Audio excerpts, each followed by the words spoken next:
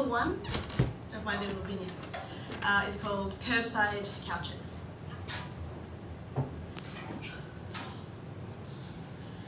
Let me tell you when I realised you were hurting me. It was in our old house, the one that used to be large before it was turned into 2 half houses with only 1 bathroom. The one filled with the type of furniture 4 19-year-old students can afford. I sat on the 2-seater lounge with my friend Iris across from me on the recliner. That faux corduroy piece de resistance of our clandestine council pick-up endeavours. We got it the same day as that horrendous hole runner, frayed at the edges, and the abstract art we weren't sure whether it was covered in paint or another more questionable substance. "How are you going, anyway?" she asked me. The only answer I gave her were tears. "That's not a normal response to that question, love," she said. She moved over from the recliner to the couch with me. A puff of dust announced her arrival, and as the integrity of the cushions gave way, we sagged together towards the middle crevice.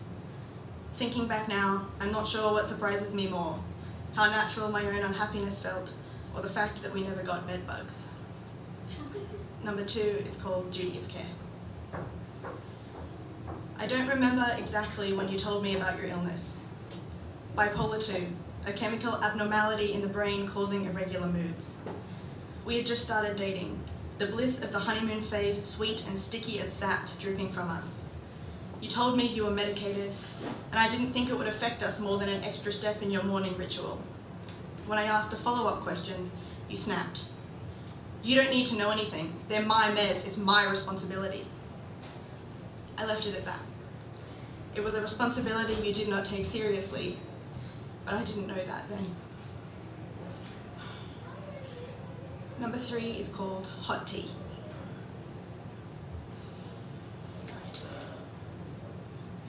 I had been given the iced tea jug as a gift, and when we had finished the last of the twinkleberry tea sane before our fight, burgundy dregs thick as blood swirled at the bottom of the carafe as you threw it against the opposite wall.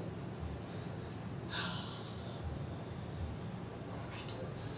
Here we go, okay. The sound was a detonation. I covered my ears, but it didn't shield me from the shrapnel glittering down on every surface. Splinters bit my fingers as I began to pick up the pieces. "Stop," you yelled. "I'll clean it up, don't touch it, don't fucking touch it." I put the fragments down and proceeded to step over them every day for a week on my way to work.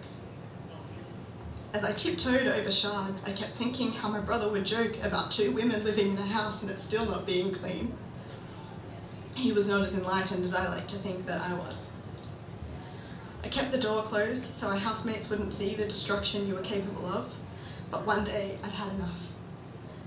I vacuumed it up and you didn't mention it. Afterwards, I started drinking Earl Grey. Number 4 is called Spiritual Guidance.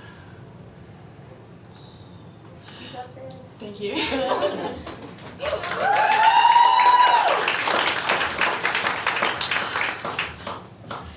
This one's tough, so thank you for that. Doing great. On a scratchy carpet floor, I sat in a circle of my high school friends. Thus far, Jesus had appeared to solve all our problems because all our problems were high school-sized. In the centre, our youth group leader told us about the abnormality of gay relationships. All of them end in adultery or violence, he said. I averted my eyes and I thumbed the silver cross hanging from my neck. After coming out, some years later, I would use this anecdote as a vindication of the cruelty of the church and their proficiency reviewing other humans as fundamentally damaged. It never occurred to me that my heart could absorb such a profound message over the stench of teen body odour. But when I was hanging a poster of a damaged plaster to cover the hole you punched in the wall, I was certain this was the consequence of my own aberration. Number 5 is called Red Lines. I always knew when it got particularly bad because you wouldn't take your shirt off. Your arms had sustained such damage during your adolescence that they were corrugated with scar tissue even after the laser treatments. They couldn't handle the blade you so desperately wanted to apply to yourself, so your waist and chest fell victim instead. I could tell when it was happening. I would spend hours waiting outside the bathroom in silence as you cut away extraneous parts of you. Then we would switch places. You would come out and I would go in to clean up. After I had wiped the sink from the blood and the floor, I would search for the razor. I thought if I could find your hiding spot, I could show it to you and say, "Look, I know what you're doing, here is the proof." But I never could. So I would leave the bathroom, you would say you ate something bad, and I would nod, your blood still on my hands. Sometimes, weeks would go by fully clothed as we waited for healing. You would get dressed in the bathroom and I would pretend to think it was normal. Then, when you deemed it appropriate, you would get changed in our room again and I would see them. Violent red lines, a macabre connect the dots all over your body. Evidence of what we both knew you were doing but you would never admit. Until one day. You took your shirt off and I tried to make a comforting face that would communicate how much I loved you even in your darkest times. "I guess you're bad for me or I wouldn't need to cut myself this much," you said. Number 6 is called Cat Person.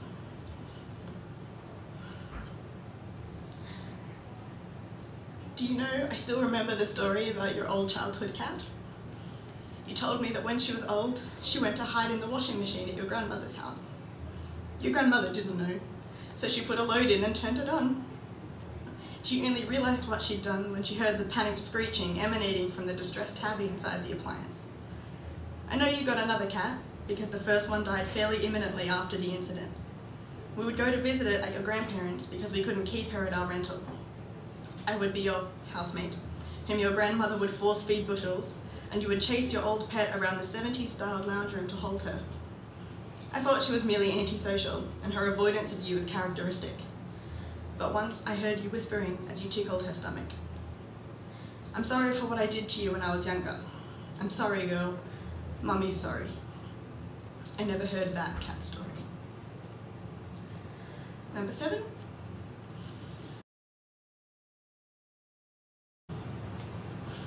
Every week, I would sit down with a coffee, breakfast, and a book, living exactly one avocado on toast outside my means. I was on first-name basis with all the staff at the venue, and I wondered if they knew why I patronised their cafe every Tuesday at 11 AM for 1 hour.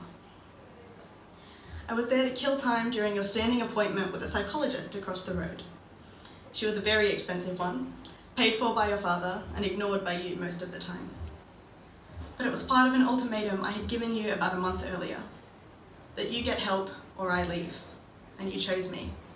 I was flooded. I told myself it would only get better from here. We'd hit a rough patch, and this was the light at the end of that excruciatingly long tunnel.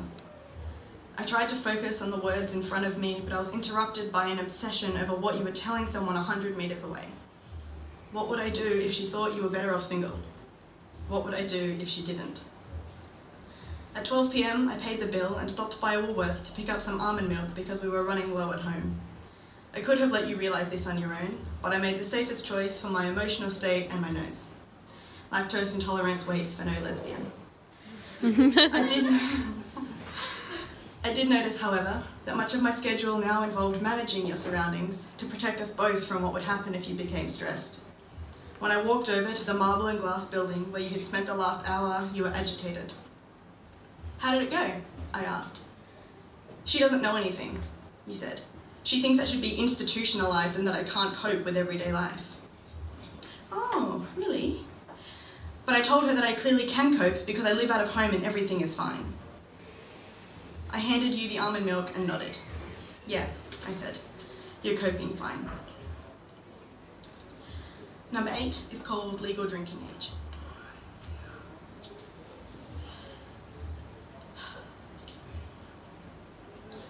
My morning alarm perforated my hangover.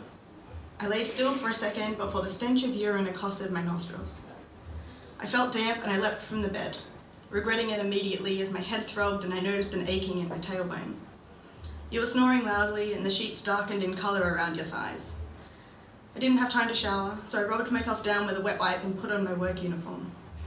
I left without our traditional forehead kiss because after the night before I didn't know if you deserved it. The evening prior was the 21st birthday of one of your school friends. I never felt completely comfortable with them, but it was a partner's duty to attend, and so I did. While we were walking home, I confided how I felt around them. You turned to me with such malice in your eyes that even thinking about it now makes me shiver. Fine, be a cunt about my friends then, you said. Then, faster than you should have been capable of in your intoxicated state, you shoved me downwards onto the road. I sat there in shock. The force of your hand still reverberated through my shoulders, and I felt the cold gravel of concrete dig into my hands.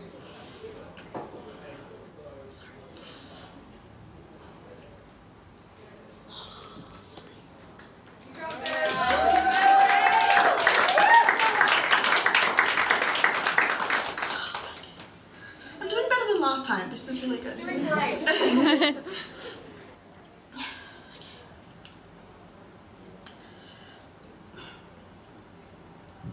I was not a person to you then. Your eyes spat acid at me. No cars were coming, but at the time I wished they were. Until the very end, you maintained that you didn't remember that night. I still don't know if I believe you. Number 9, we're almost done. It's called Girls' Night. I have to go to the bathroom. Oh, thank you. That is so sweet of you.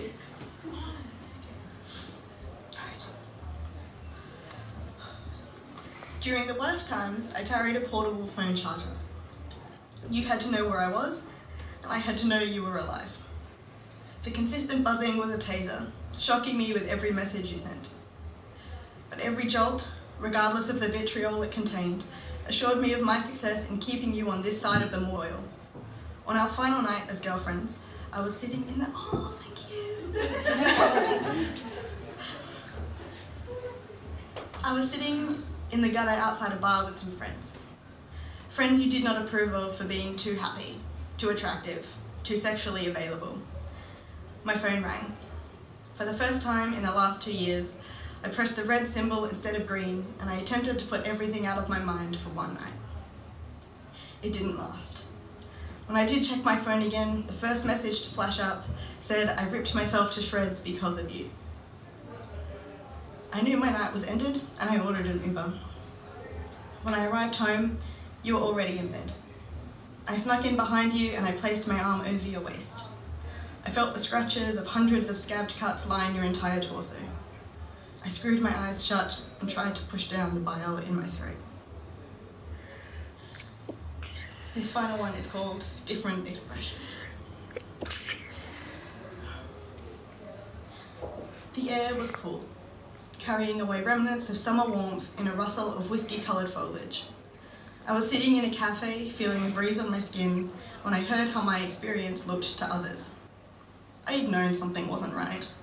I knew you were struggling mentally, I knew we were both unhappy, and we didn't have great conflict resolution skills. We were 20 years old, after all, and the L word didn't prove a fantastic roadmap for healthy communication. But I also knew that you could make me laugh. I knew you were seeing a therapist, and I knew we still had good times.